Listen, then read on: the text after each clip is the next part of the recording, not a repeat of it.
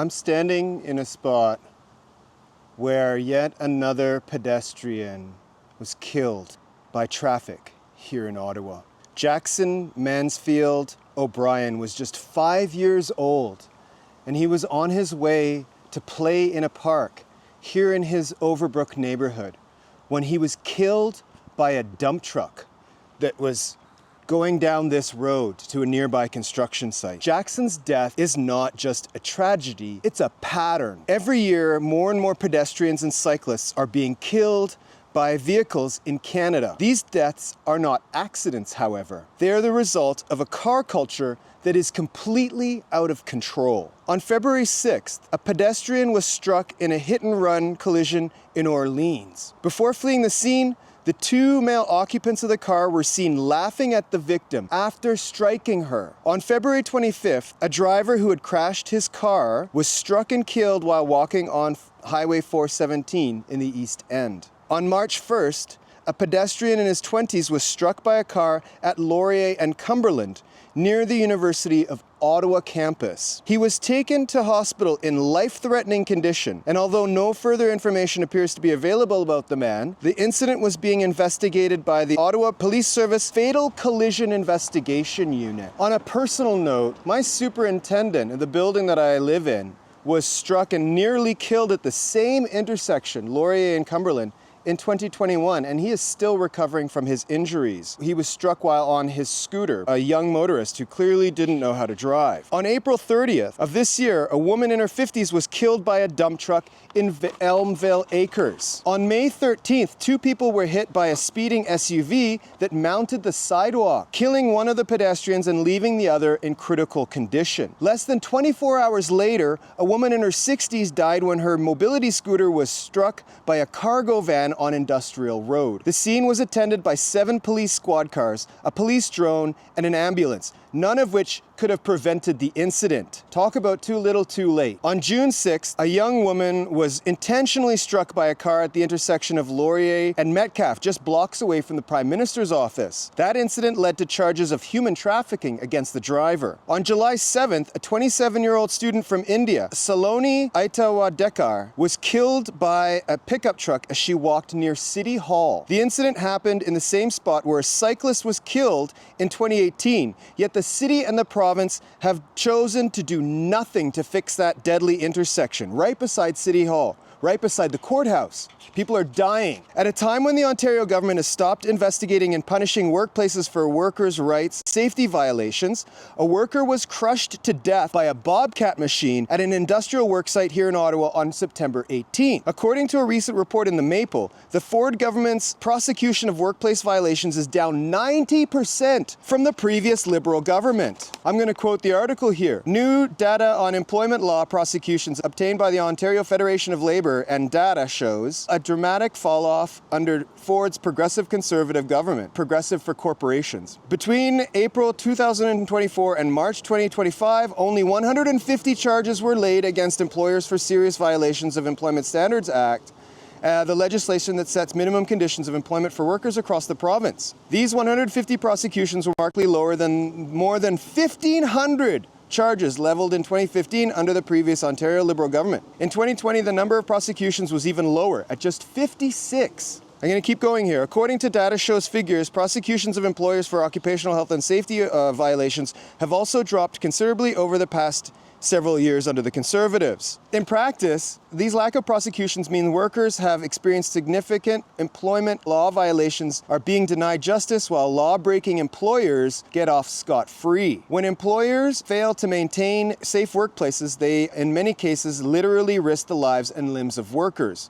The Maple article quotes OFL President Laura Walton, saying, because this government and the courts aren't enforcing the law, they're rewarding employers for bad behavior and in fact punishing the workers who keep our economy going. Now, I personally believe that this statement also applies to the deaths of pedestrians and cyclists in Ontario. Governments in this province don't seem to care about stopping motorists from killing people, which rewards bad drivers and punishes everyone who is not behind the wheel. Going back to 2023, there were 23 vehicle collisions involving pedestrians, 11 of them fatal. That's 2 pedestrians struck by vehicles in Ottawa per month. In 2024, Ontario saw its deadliest year for cyclists and pedestrians. According to statistics, there was a 100% increase in cyclist fatalities and an 82% increase in pedestrian deaths in Ontario in 2024 compared to 2023. In Toronto alone, 6 cyclists were killed in 2024, 5 of them on roads without dedicated bike lanes. And let's recall Doug Ford's failed war against bike lanes every time a cyclist dies. But it's not just an Ontario problem. Just last week in Calgary, 3 people were killed by vehicles in less than 24 hours. 2025 has been the deadliest year for fatal collisions in Calgary in the last decade, with a total of 30 people killed in collisions. In a city with a population of less than 2 million,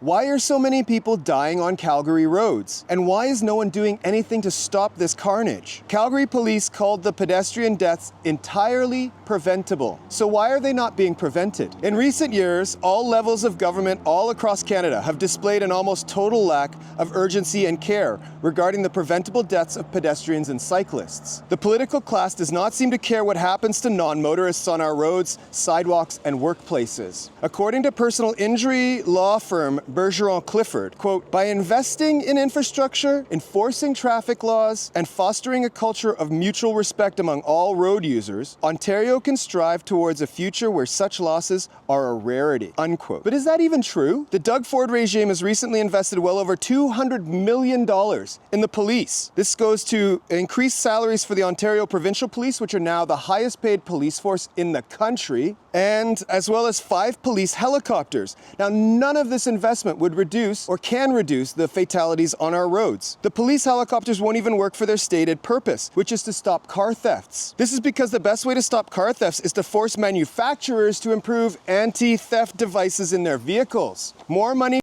does nothing to stop fatal collisions, that much is clear. What is less clear to people is the underlying power structure of traffic and automobility in our society. Fatal collisions are increasing because of the deadly imbalance, which is baked into the infrastructure and culture of cars. So in this video, I'm going to read an excerpt from The Traffic Power Structure by Swedish collective Planka.nu. More than anything else, this reading helps to explain why so many people in our communities are dying under the wheels of pickup trucks and cars and heavy machinery. And while the political class is choosing to accept these deaths as capitalism's collateral damage. Join me as I read. Mobility and class are tightly linked, not only because mobility depends on economic resources, but also because a society based on the current mobility paradigm, what we call automobility, contributes directly to the increase of economic and social injustice. It is self-evident that a society prioritizing automobile traffic benefits motorists. It is also true that affluent white men are overrepresented among motorists. A society that prioritizes automobile traffic and sees mobility as a magic recipe for progress sharpens the contradictions between individuals and social groups. The traffic power structure establishes a hierarchy among different means of transport. The automobile comes out on top. At the bottom, we find pedestrians, bicyclists, and public transport. The resources allocated to different means of transport reflect this hierarchy. The superiority of the automobile is the result of a society guided by the principle of automobility. That is, a society in which the automobile gets to define our existence. This book was written to shed light on the traffic power structure and its consequences. A society based on automobility is not only ecologically unsustainable, but also leads to economic and social segregation. Investigating current transport policies while outlining different ones can, in our opinion, contribute to solutions for many social problems. Now, speaking of solutions to problems, as I was setting up, I was speaking to one of the residents here in the area, a neighbor, and she told me that when they put up their own speed limiting structures and cones on the street to try to stop people from speeding, the bylaw officers and police showed up and threatened them with fines. And now a child has died. It really shows you how Our priorities in the society are completely inverted. Automobile traffic turns us into competitors. Who has never felt turning into a bona fide motorist once he or she sits down behind the wheel? Driving a car seems to lead to an egotistical behavior almost inevitably. Everyone tries to win at the cost of others. Our fellow human beings, other drivers, cyclists, pedestrians, and the passengers in public transport turn into obstacles. Let's be honest.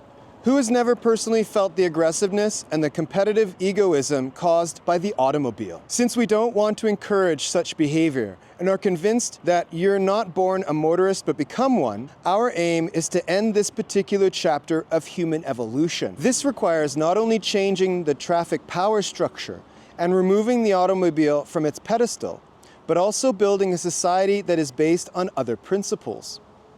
A society where no one is forced to participate in the traffic power structure, neither actively nor passively. A society where the satisfaction of human needs and desires come first. A society that we create together and in which we live together. First, the term automobility refers to all of the institutions and practices that determine the social role of the automobile. Second, it emphasizes this role. Finally, it refers to the discourses that make the automobile the social engine of our time and associate it with freedom, progress, movement, individuality, and independence. The automobile is the socio-technological cornerstone of modernity. The term automobility is a compound noun bringing together autonomy and mobility. The wordplay with auto in the beginning gives it a nice twist. Today, it seems as if autonomy can only be realized through mobility, and mobility only through autonomy. Automobility is closely linked to the ideology of liberalism, which emphasizes our role as individuals with freedom of choice, and in the most extreme case, questions the existence of society altogether. The notion of the free individual is produced by a certain form of society, and so is the notion of automobility. Without roads, oil, and the auto industry, no one could drive a car. But the notion of automobility is an internal contradiction. Motorists drive on roads planned by technocrats and move between residential areas and workplaces whose locations are selected according to economic interests. There really isn't much free choice. It is indeed strange that the automobile, of all things, has become the ultimate symbol of freedom and individuality. The truth is that the automobile belongs to the holy grail of modern liberalism. It is subjected to a plenitude of public and private techniques of control. Numerous regulations are required for the automobile society to function. How fast you are allowed to drive, where you are allowed to drive, which direction you are allowed to drive, where you are allowed to park, what amount of emissions you are allowed to discharge, and which risks you are allowed to take. These regulations and many more need to be considered whenever you start the engine. In order to enforce them, an apparatus of control disciplines motorists and non-motorists alike. The alleged freedom of the road correlates to a strict control of movement. And speaking of movement, this is the park that Jackson was coming to when he was killed by a dump truck. 5 years old, his life extinguished for the power structure of our traffic. It's reprehensible, and it's not going to end, apparently. One of the most disturbing things that I've heard while talking to local residents just down the street here from where Jackson was killed is that some people in the community are placing the blame on Jackson himself, or equally bad, they're placing the blame on his family. But if you think about it, certainly if you pay attention to the reading I'm doing, these are societal issues. What we have here is a failure to integrate the needs of people with the needs of power, shall we say. And obviously, the needs of people are falling by the wayside. We have to stop victim blaming because the blame needs to be put on institutions, not on individuals. This is a society, after all, not a squid game of survival of the fittest. The automobility regime is characterized by a number of imminent, unsolvable, and destructive tendencies. Mass traffic means congestion.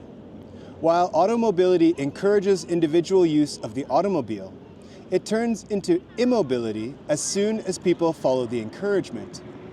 Traffic congestion is not an anomaly of the automobile society, but its logical consequence.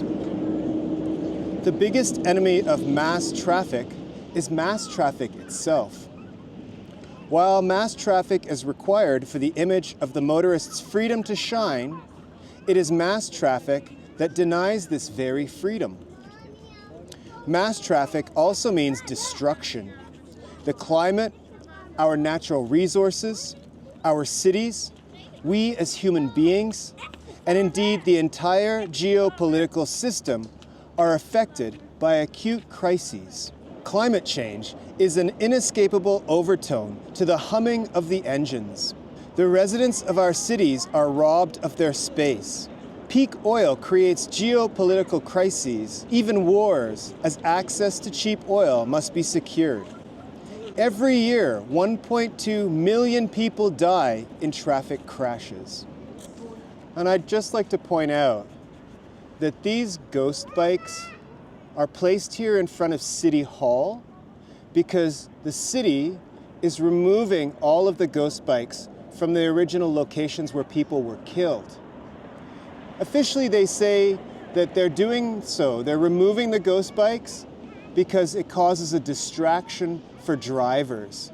But can that really be the case? I mean, are drivers being distracted by seeing the evidence that other drivers have killed people? Are people being distracted by being reminded that people have been killed on the roads? Is this just not a PR stunt? Removing the ghost bikes because it makes the city look bad, because it makes the city look dangerous, which it is? It's absolutely despicable that Mark Sutcliffe and the City Council are removing these ghost bikes. They are removing the evidence of people being killed on our streets, and they're doing that so that they can free their conscience and so they don't have to do anything about it. They should be ashamed of themselves. There's one more thing I'd like to say about these ghost bikes before I move on to the last reading. For several years, I lived in Canberra, the capital of Australia. And in Canberra, the official policy of the municipal government is to leave the evidence of kangaroos that have been hit by cars where they lie. Because in Canberra and in Australia, they did studies that proved that motorists were more aware and more wary and careful when they saw the dead kangaroos on the road than if they saw a sign that said kangaroos crossing. So I would argue in the Canadian context, in the context of the crisis of pedestrians and cyclists being killed on our roads, we need these in the spots where our roads are most dangerous. We need these as a reminder to the mindless drivers that they are potential killers. And the fact that the City Hall has removed them is a sign that they are complicit in the deaths of cyclists and pedestrians. The people who work in this building, specifically the elected officials, are complicit in the deaths of pedestrians and cyclists on our roads. The proof is their failure to act. The people in this building have spent millions of dollars on an anti-idling bylaw that they admit won't work. They have spent millions of dollars promoting a bubble bylaw that's going to stop protests. They spent millions of dollars putting in security features and enhanced bollards and gates to stop people from entering the building. But what have they done about the people who are dying on the streets? Nothing. Shame on City Council, shame on Ottawa, and shame on the political class. You have blood on your despicable hands. Again, we are not talking about temporary disruptions of a system working fine otherwise. The exact opposite is true. What we describe is the system's normality. The roads and the cars that have been built for automobility to prosper kill 3,000 people every day. But when was the last time we heard a politician criticize mass traffic? Given the current political climate, it seems unthinkable that any politician would dare declare war on the automobile. Yes, in Sweden we have Vision Zero. That is, the aim not to have a single person killed in traffic. But this vision is little more than a paper tiger. This is hardly surprising when people try to relieve the symptoms of a problem while ignoring its causes. The traffic deaths are a political problem, but no one sees it that way. It is as if we have surrendered to murderous machines taking over our planet. It is obvious that in its practical implementation, automobility is not functioning and far from rational. The notion's inadequacy is also revealed on a theoretical level. Automobility as a system is an impossibility. What is celebrated as a way to freedom and autonomy rests on a tight net of control. Now, there's much more to be said about that tight-knit net of control, especially here in Ontario, where the process of neoliberalism, the process of privatizing driver instruction and licensing that happened 30 years ago, I would argue, is underlying the crisis of pedestrian deaths and cyclist deaths here in Ontario and across the country. We've seen over the last 30 years the political class abrogate their responsibility to keep us safe in favor of allowing corporations and themselves to get rich. I would call that straight up corruption. Wouldn't you?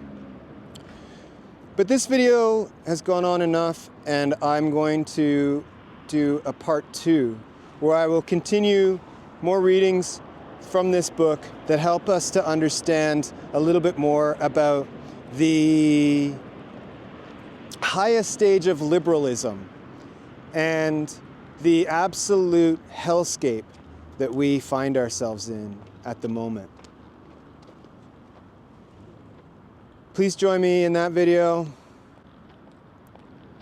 If you found meaning from this one, please like and subscribe. Rest in peace, Jackson, and all the victims of the political inertia that is allowing pedestrians and cyclists to be killed on a routine basis in the so-called greatest country on earth. The true religion. True religion. Let it fly. Love you, Jax.